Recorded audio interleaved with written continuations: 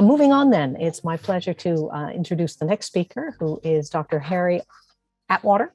Harry is the Howard Hughes Professor and Professor of Applied Physics and Material Sciences at Caltech, and he'll be continuing on with the discussion that we have begun, sort of related to breakthrough. In this case, the provisional title, anyway, they've given me is for your talk, Harry, are Rockets and Breakthrough Starshot. Yeah, thank you very much, and really enjoy the diversity of this conference. And so the other speakers in this conference have really been focusing on the use of photons as a way of learning about the prospects for life in the universe. So we're going to today talk about the possibility for using photons actually as a means for, as a propulsion means for space travel. And this is a somewhat audacious concept. And in this artist rendition on my title slide, this is meant to depict a light sail propelled by radiation pressure, which is in this artist depiction moving past a planet that is not in our solar system. So I want to say a little bit about the physics of this, and both the origins and the motivations and the physics of this. Just I'll assume the audience is broadly cognizant of the Breakthrough Starshot program, but maybe not familiar with the details and the status of the work.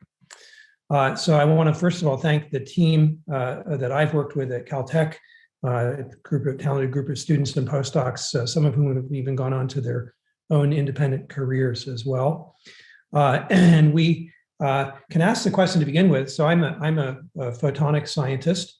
And so why are optical scientists getting interested in propulsion of light sails? And I think the answer is broadly that over the last 20 years or so, while we have been looking down into our microscopes, designing and structuring matter at, in some cases even below the scale of the optical wavelength, astronomers have been looking up with their telescopes, and they've discovered, of course, literally thousands of exoplanets.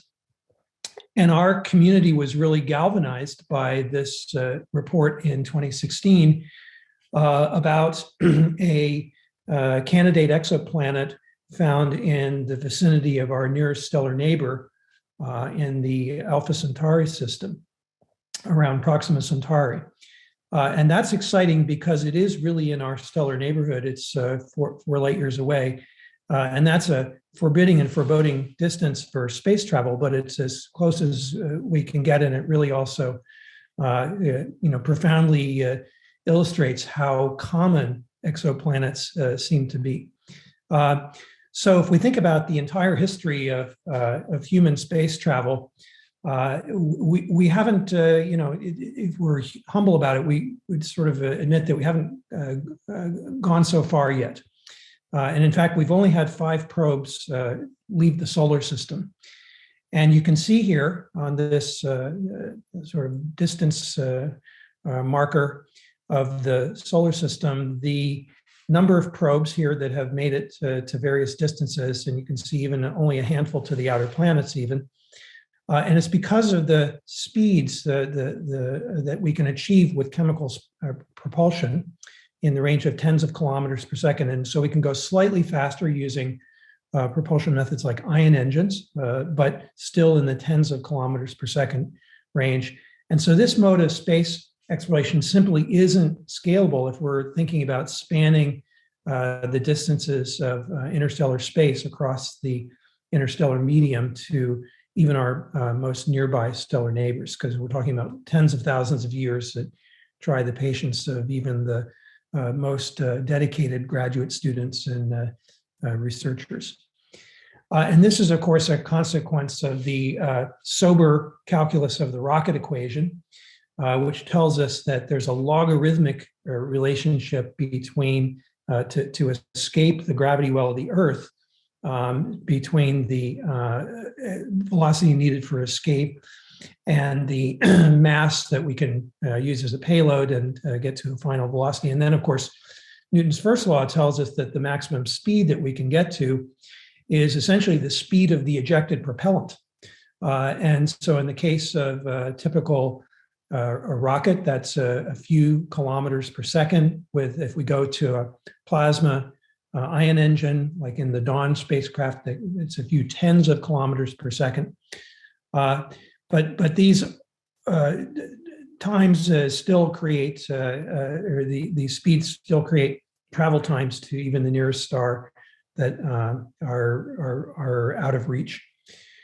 And that, of course, then motivates the idea of using light itself as the fuel. And so the mode of interaction by which we know that we can manipulate and trap and propel objects in the laboratory is via optical radiation pressure, where we apply an intense laser source and use that either transferred momentum or gradients in the optical field to manipulate and propel objects. So in order to do this in a fashion that would be suitable for propelling a payload, we think about the fact that the radiation, we can form quite intense optical beams, but the momentum transfer is, because of the photon mass, is very modest. It's a very gentle means of propulsion. If we look at the governing equations for the relationship between the final velocity and the other parameters of our system, we can see that this scales as the optical power times the ray size or the sail size divided by the wavelength to the 1/2 power, and then with mass to the 1/4 in the denominator. And so that actually produces a set of very interesting scaling relationships. But what it really indicates is that if we want to get to Proxima Centauri, 4 light years away, Proxima b, on a time scale that is within the lifetime of a given scientist, then that requires us to go to a speed, a relativistic speed. Then the Starshot, breakthrough Starshot point design is nominally situated around a final velocity of 20% of the light speed, which requires an impulse with an optical intensity of 1 megawatt per square centimeter. The most expedient wavelength seems to be in the 1 micron regime, and that would be sufficient to propel, according to this governing equation, a 1 gram mass with an impulse lasting about 1,000 seconds to a speed of 0.2 c. And so using this governing equation, you can see that the required laser powers are high. And for example, if I imagine shining a laser pointer, a few milliwatt laser pointer at an object the size and mass of an ant, I could imagine using radiation pressure in the absence of any other forces to about 1 millimeter per second with an impulse duration of a week or so. So that basically means that we need, if we use the same governing equation, as I mentioned here, at 1 megawatt per square centimeter for a few meters squared sail size, then the required laser aperture in order to produce a diffraction limited spot. In other words, we need to be able to focus the beam on the light sail during the entire impulse without the laws of diffraction spreading the beam so much that the power density is substantially reduced. And so then that dictates that one would need for example, a laser array system, a phased array laser system with a total power of about 50 gigawatts. And we imagine this as having an aperture size in the range of a few hundred meters to a kilometer or so in size, situated at a very dry region, perhaps in the Andes Mountains in the Atacama Desert in Chile, where there's very good optical seeing. So this idea, motivated by the discovery of a nearby exoplanet, motivated this talented and energetic group of people to initiate a program. And of course, Yuri Milner, who's the supports all of the breakthrough initiatives, here on the left being a very important figure. So in 2016, this program was announced in New York as a formal initiative of the Breakthrough Initiative.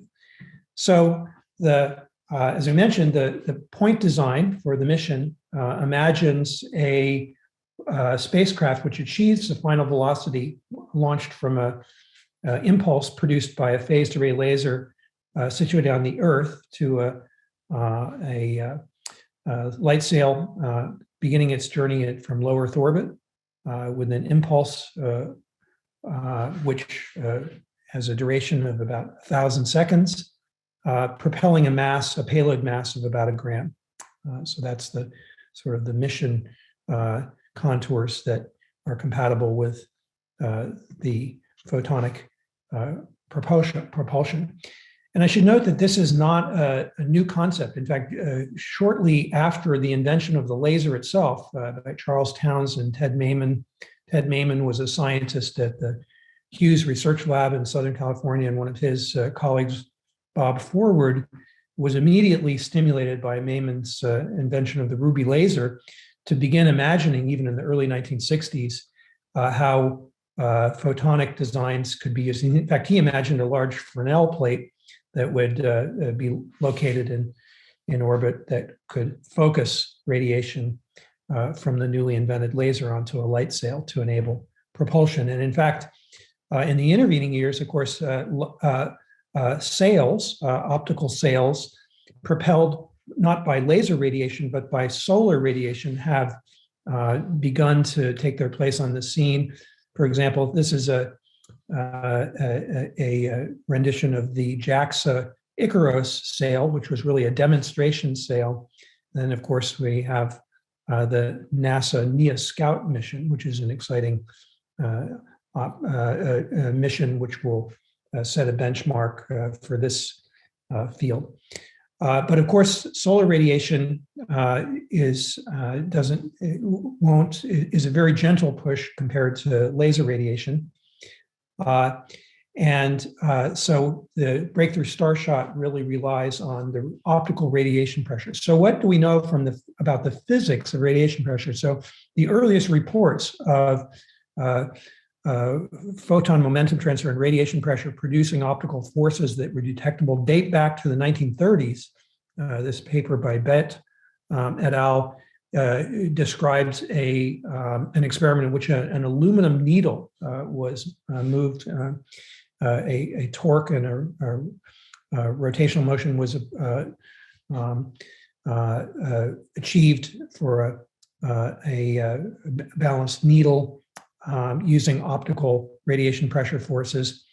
And to many people in the scientific community, this has been well recognized from the gradient forces that are achievable when you focus light through an ordinary microscope objective. And this was a technique that was developed by Art Ashkin at Bell Labs that was recognized with the Nobel Prize in Physics in 2018. And that uses the gradient force produced by the optical field itself to trap small wavelength scale objects like a dielectric particle. And photonic scientists have been busy structuring matter and structuring the light field using structured matter to produce means of trapping small objects, wavelength scale particles, typically little dielectric beads. And there's quite a bit of sophistication that's been brought to bear on this problem. But of course, what we're interested in the light sail problem is not trapping a small particle of the order of a wavelength like Art Ashkin did in his optical tweezers, but trapping and propelling. It essentially requires trapping or manipulation like trapping because we want to propel along a stable trajectory along the optical axis, a structure that's many millions of wavelengths in size. So this is really a formidable challenge that requires thinking not only about the electromagnetic field, but about the body dynamics of a macroscopic object and also the internal mechanical modes. This is going to be, as I'll reveal in a minute, the light sail itself has to be a sort of gossamer-like thin membrane that's extremely flexible, and therefore we want to think carefully about the way in which it's deformed by the beam and its own inertial motion. And we can use nanoscale structures and the concepts of photonic design to lend stability and to structures that don't have their own inherent, for example, mechanical stiffness. So in thinking about how we propel macroscopic rather than microscopic objects, how we would propel a light sail, we want to think about propelling and levitating structures that are much bigger than the wavelength and size, using power densities that are sufficiently high to accelerate them to high speeds. So beginning with this problem, what we first sought to do was to seek out and identify feasible materials to design structures for energy efficient propulsion, and to use the structure the illumination of the beam, which is possible with a considerable degree of flexibility using a phased array laser source. In fact, its phased array laser source, electromagnetically speaking, bears a close resemblance to the phased arrays that were described by the previous speaker in the radio frequency part of the spectrum, where we can steer and structure the beam by adjusting the relative phase between the elements of the source. And then, of course, to explore the mechanical modes of the light sail. So that's sort of the science objectives that we're looking at in designing the light sail itself. And so there are a couple of papers that our group began exploring here for that you can have a look at as potential references. So this broad concept of propelling a meter squared object, a light sail, which whose mass is a gram or so, that's highly reflective to relativistic speeds by radiation pressure, requires the following miraculous events to occur. And those are, first of all, the development of a large-scale phased array laser. That's probably, in terms of the overall cost and the budget and the technology, one of the most challenging aspects. There is a team in the Breakthrough Starshot program that's focused specifically on what we call the photon engine, the phased array laser. I'm not going to talk in detail about that today. I'll be happy to answer questions if people have questions. I'm going to concentrate mainly on the light sail itself, where we've made some advances in the last few years. And the star chip itself, which is the payload, which does the imaging and spectroscopy as a light sail in its successful mission rendezvous with a candidate exoplanet, is really sort of the gram scale payload. And it's maybe not so difficult to envision, because buried within our cell phones and electronics, we have already powerful systems for imaging and spectroscopy that are about this order of mass. It's not to trivialize the difficulty of doing this, however. So at the moment, there's an entire light sail initiative effort supported by the Breakthrough Starshot program, whose aim is to develop the physics-based models to make plans for integrating physics models into an integrated multi-physics and perform optical and thermal measurements of candidate light sail materials, and to do some early experiments to essentially reduce the risk related to the thermal design and passive stabilization during propulsion. So this is, and in fact, we're in the midst of this program right now to identify and reduce the highest risks of the project, to identify one feasible material and one alternative, and to explore the light sails in a way that are fully coupled to the models for the photon engine, the phased array laser. And more importantly, it's something which the study community and the has done is to really build a vibrant research community. And so this is a list of all the labs that are involved in the work in the phase 1 project, and the kinds of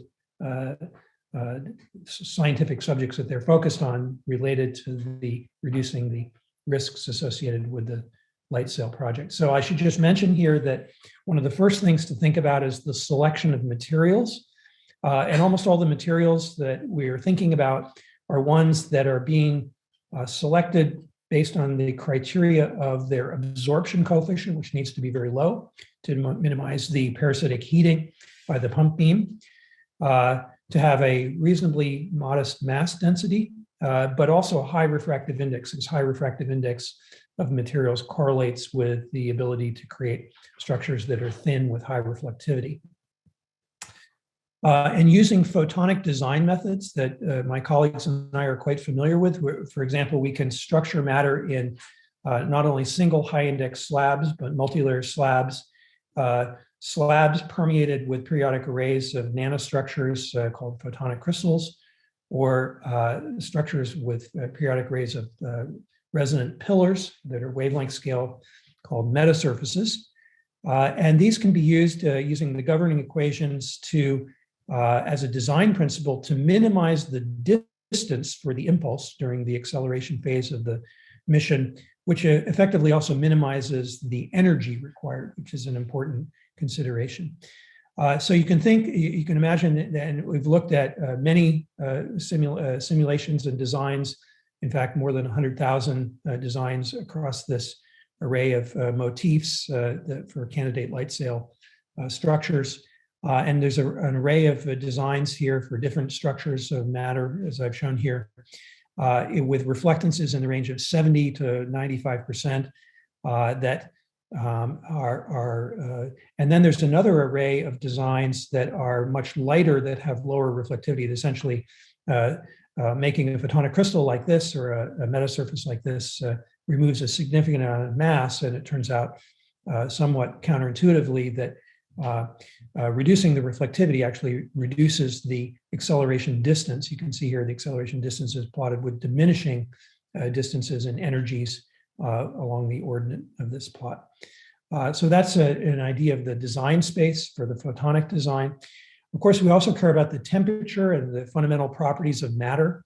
Dielectric materials, like the ones that we're considering, have energy gaps where they're non-absorbing, but within their energy gaps, defects in the materials create so-called color centers. You can see this in colored gemstones like amethyst and rubies, where the defects in the materials produce colors in what would otherwise be transparent insulators. So we have to think carefully about the parasitic absorption and work with low defect density materials. Then, of course, materials also exhibit coupling to their vibrational modes, so-called phonons or phonon polaritons in the Rastral band in the long wavelength infrared regime. And that's a vital component of a light sail design, because that represents a mode for radiative emission from the light sail, which balances the inevitable parasitic absorption. And by balancing residual pump absorption in these low absorption materials with the radiative emission through the phonon emission, we can see that it's possible to stabilize light sails during these high power density impulses, even with a very thin membrane, to manageable temperatures in the range of 300 to 600 Kelvin or so. And this is another example showing a laminated structure that further improves the thermal design, where we laminate layers of silica and silicon, for example, silicon being the reflector and silica being the infrared radiator. We're also thinking about macroscopically the beam light sail interactions, and this depicts sort of notionally a spherical light sail. Some of the first designs people thought about were literally making spheres that would be isotropic, of course, in their coupling to radiation. But of course, there are a lot of complex dynamics that have to do with the change in orientation, the body rotations, the deformations of the light sail. So quickly, people began to think about other shapes and structures, and I'll show you examples of some of those in a minute, and incorporating unconventional nanoscale structures that allow us to decouple the macroscopic shape from the microscopic light matter interactions. One of the first designs here, which was proposed by Avi Loeb and Zach Manchester when Zach was a Harvard postdoc working with Avi in the this first element of design was to think about a sphere that would be propelled by a high order laser beam, a so-called hollow beam or donut beam, higher order Hermite Gaussian beam. And it's possible then to make a light sail that's stable with regard to its translational dynamics. Essentially, you could imagine this sort of levitating on this hollow beam. However, it is unstable with regard to body rotation. So that's a challenge for a spherical light sail design. You could imagine using something like an umbrella shape, an elliptical paraboloid shape. And the first analyses that were done by Arthur Devoyan looked at the coupling of the radiation pressure field as a function of the light sail curvature and the beam waist. And we identified stable and unstable regions. If you could imagine making, and the first approximations were that the paraboloid light sail was a rigid conical section or paraboloidal section, which of course is an unrealistic model, but we were able to see, for example, that this paraboloidal, the stability criteria that we could determine from the Jacobian, from the classical mechanics, indeed did give rise to stable trajectories. We're looking here at propulsion. We're looking at the lateral translation and dynamics of a light sail with parabolic shape as it's propelled along the optical axis by a beam from below. To begin to incorporate realism about the deformation of the membrane, we had to go to finite element models that essentially segment the light sail into bits of area that are which couple to the radiation pressure from the optical field that then represent at their nodes mass, which are connected by springs that represent the compliance of the materials. And so when we do this, we can now build, again, a coupling to the light field that produces forces on the deformable mesh type of structure. And you can see structures like this, like a light sail that will begin moving in a paraboloidal membrane. And so this membrane, as it begins to move, you'll see in a moment here, it undergoes deformations. And so then this reaches a sort of tragic end here. As you can see, the light sail goes into an unstable mode. And we can find that there are, in fact, if we rotate a flexible paraboloidal membrane, we can see that we can stabilize through rotation, that we produce essentially centripetal forces that stabilize the membrane under tension. And we get some translation and tilt around the optical axis, but it moves rather stably. So one question is whether you could actually make a flat light sail structure that would move, and you can see actually that almost all flat specular reflectors, in fact, you can show this, that they are unstable, again, sort of spectacular modes of deformation that we see. And this is, we've looked at fairly extensively now, not absolutely comprehensively, but extensively at the relationship between the sail shape, the rotational velocity, and the characteristics of the beam to be able to determine the deformation of the sail and its trajectory along the optical axis. And so we've identified that there are many modes of failure and deformation, but we've also found a number of modes where there is success, where a light sail can maintain a stable shape and move stably along an optical axis if we have a proper geometrical curvature. So one of the questions you might ask is, it's going to maybe be complicated if we have to make paraboloidal structures or more complex macroscopic membranes. Could we actually make a flat membrane that would emulate optically the forms, the dynamics of a curved membrane?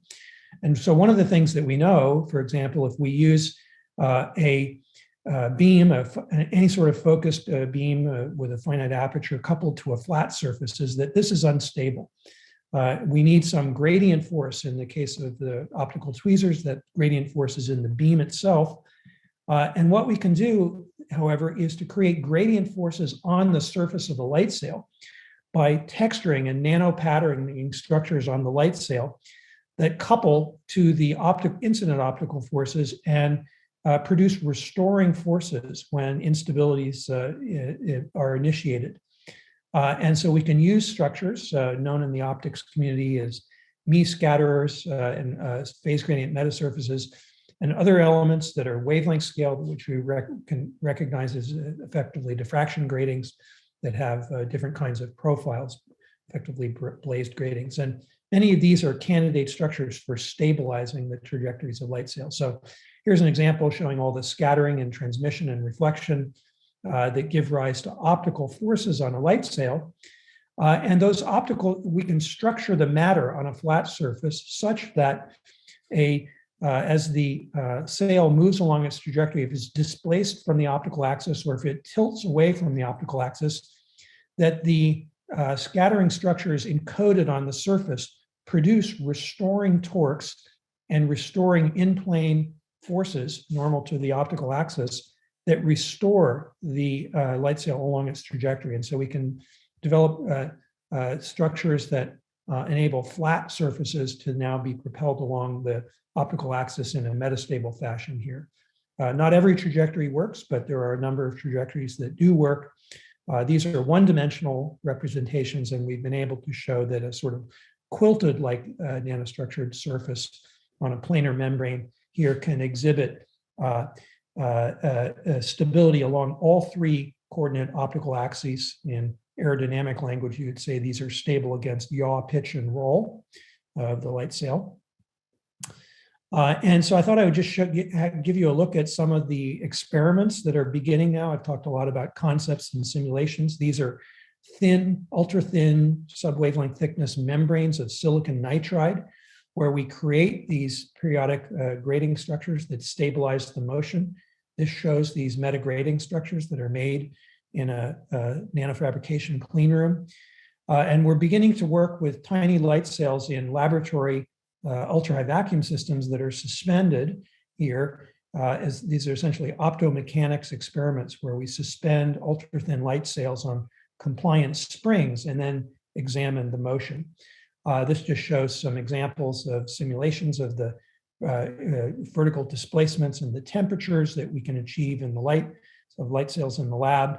And this just shows the experimental setup sitting on an optical table with an ultra-high vacuum system, looking at the dynamics of these tiny light sails. So this is compatible with the use of laboratory scale lasers, and we can get a lot of the physics of the light sail stability from interrogating small samples. So I've talked about this ambitious goal of the Starshot mission to go to 20% of the light speed with a point design with a very ambitious project to make a meter squared gram scale mass light sail. So that requires a very transformative change in our technology for laser systems, where we are able to go to hundreds of gigawatt laser power, and that's a really formidable challenge that we think is addressable. I can answer questions if people have them about that, but it might be interesting also to ask what way stations along the way could we achieve? Suppose we were instead to use the same governing equations to aim to produce light sails propelled by radiation pressure that simply break the speed limit for spacecraft and get to beyond 20 kilometers or 30 kilometers per second, go faster than Voyager. What would be required to do that? So we could imagine using these nomograms, looking at optical powers in the range of 100 kilowatts to 10 megawatts. And we have commercial lasers today that are available in this power density or this total power regime. And the light sail sizes are in the scale of tens of centimeters. These are things that we can make in a typical semiconductor clean room, similar to the structures that I've shown you. So we think that over the next 5 to 10 years, it's entirely feasible to go and begin testing light sails that have the, first to show that we can propel sails in a zero gravity environment stably, but then to go to essentially breaking the speed limit. And you might imagine creating a flotilla of small spacecraft that could, for example, explore the outer planets using these already available laser sources as sort of guide points and intermediate posts on the way to the Starshot interstellar mission.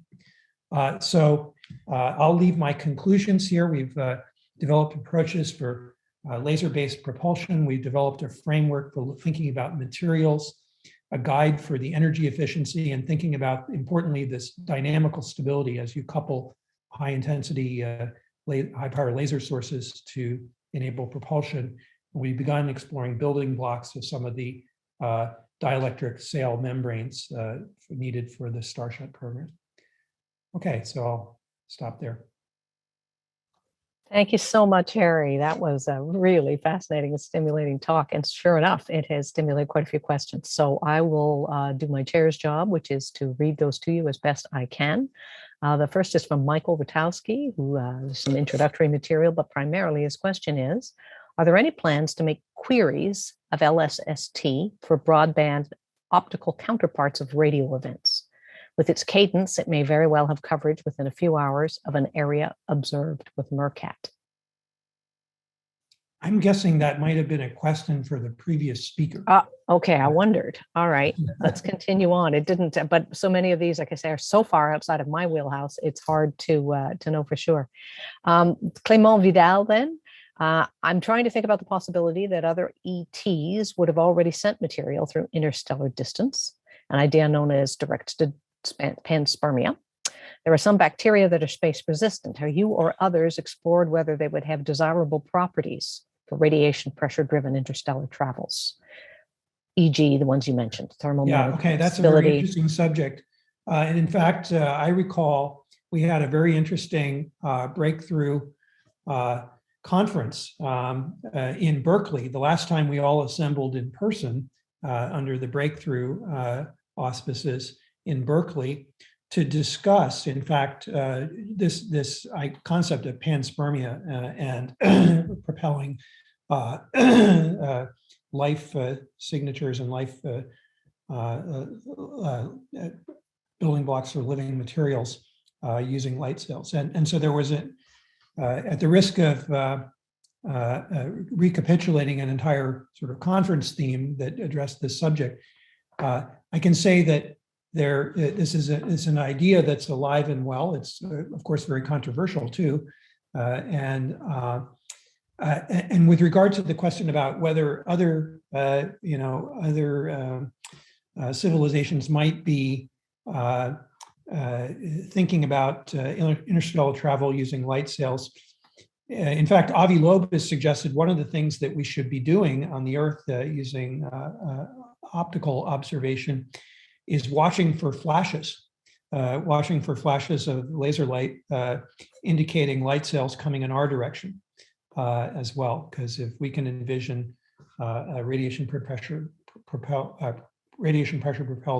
light sail, then we could also imagine being on the receiving end of such a spacecraft. Thank you. The next question is, what are the atmospheric losses to these high-powered Earth-based focused beams? Is it not better to base the beaming stations in space? Yeah, that's a very interesting question. So I think there are a couple of reasons why it probably makes sense to situate the laser system on the Earth. One is the sheer power required. This is going to be probably a tens of gigawatt scale laser system. And the power and energy required for propulsion is considerable. The mass is considerable. So if you just think about it from the payload launch mandate that would be required, that it seems like it would be a huge challenge to do that. Of course, what the question implies is the obvious one of thinking about refractive index instabilities in the Earth's atmosphere, producing distortions that end up, obscuring your ability to obtain really good control of the optical field on the light sail. So what we envision performing is a experiment in which a beacon or a guide star is used to intercept a portion of the beam. You can imagine this located somewhere between the Earth and the Moon, where the fluctuations on the guide star are fed back to the phased array system on the Earth's surface to produce stability, at least in the beam, as sensed at the guide star. So we anticipate that this is going to be an issue, and it's actually something that the photon engine team has begun to address, is the noise and the refractive index instabilities and their role in, and this is something that one of the reasons why we have been focused in the Lightsail team on developing designs that are stable against fluctuations in the laser intensity or the laser structured illumination of the field. Thank you. Moving even further on into sort of a more applied style question, we have a question asking, have there been or are there expected spin-offs of the Lightsail development program? Well, I guess I would say that you could imagine that a campaign to go to the outer planets with, nanosats or nanocraft represents a completely new mode of thinking. There are not NASA programs, to my knowledge, that are already, but people are thinking about this concept of light sails with shorter duration missions to go to the outer solar system. So I guess I would say that's if there are other applications, certainly knowledge of how to manipulate matter, macroscopic matter, is important in the whole field of optomechanics. There's an entire scientific discipline that's interested in probing the quantum, literally the quantum mechanical motion of structures using light fields to control them in quantum optomechanics. So there is some synergy in the basic science between the quantum optomechanics. People are looking at the quantum mechanical ground state modes of macroscopic structures like the ones I showed, and the kind of physics that we're using to design light sails for stable propulsion. Thank you. Another question, actually, it's a two-parter. Have you considered or investigated structured light, polarization, amplitude, and phase, using spatial light modulators to control the sail? And the example is, i.e., could it maybe be used to spin the sail and stabilize it? Yeah, in fact, we do anticipate using structuring the illumination. One of the advantages of a phased array system, a coherent phased array, is that by adjusting the phase and the amplitude of the different source elements, you can indeed structure the illumination. So the idea of coupling to the polarization is an interesting one. And in fact, it is, I believe, compatible with the things that I described, where we use polarization-dependent structures on the surface of the light sail to generate torques around the optical axis that would enable it to spin it. Yeah, I think that is conceptually possible. And someone's jumped in as well, sort of echoing that, but then asking whether a vortex laser beam could be used then to de-spin it. Yeah, I think once you have a phased array laser system, there are all kinds of polarization states, higher order polarization states like vortex polarization states that you could potentially create. There are all sorts of spatial mode profiles that you might think about using. And so that's the photon engine team has really had a look at some of the aspects of this. As I mentioned, also thinking about the noise and instabilities coming from the laser and from the atmosphere.